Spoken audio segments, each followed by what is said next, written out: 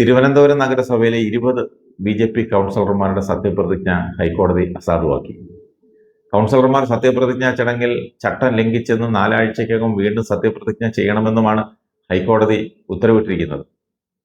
Vishnumohan Pangode, Ashanath Karumam, Harikumar Fort, Deepa S Nair Perunthanni, Sukanya Sreekanteswaram, Jaya Rajeev Kadakampally, Sunil Attipra, advocate Mini Akkulam, Vayalkkara Ratheesh Poonkulam, Vinod Cheruvakkal, Gopakumar Thiruvallam, Sudhi AS Attukal, V Giri Kamaleswaram, Saritha P Manacaud, Udayan Mannanthala, Sugathan Vazhottukonam, Surya Valiyasala, Sreedevi Ponnumangalam, Pappanamcode Saji Melamcode, Beena Nedumcaud എന്നിവരുടെ സത്യപ്രതിജ്ഞയാണ് സാധുവാക്കിയത്.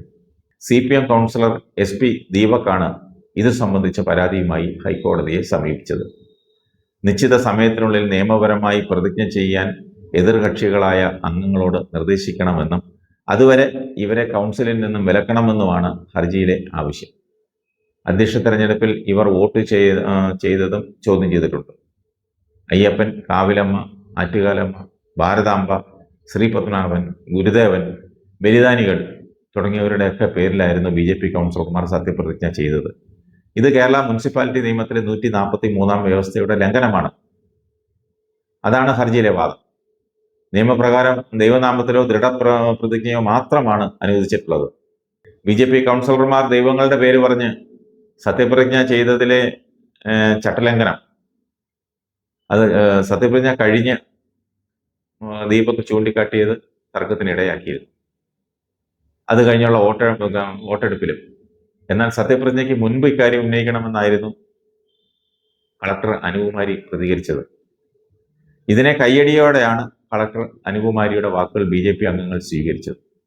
സത്യപ്രതിജ്ഞ കഴിഞ്ഞ് ഫോമുകളിൽ ഒപ്പിടുകയും യോഗത്തിൽ പങ്കെടുക്കുകയും ചെയ്തതോടെ അംഗങ്ങളായി മാറിയെന്നും ഇനി പരാതി ഉണ്ടെങ്കിൽ കോടതിയെ സമീപിക്കാമെന്നും അന്ന് തന്നെ കളക്ടർ നിർദ്ദേശിച്ചിരുന്നു.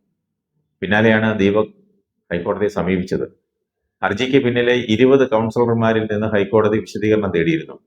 വാദത്തിനിടെ ദൈവത്തിന്റെ കാഴ്ചപ്പാട് വ്യത്യസ്തമാണെന്ന് കോടതി ചൂണ്ടിക്കാട്ടി.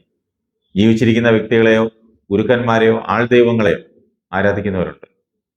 ഇതിൽ അവരെ തെറ്റുപറയാനാകില്ല. എന്നാൽ ആരാണ് അവരുടെ കാഴ്ചപ്പാടിലെ ദൈവം?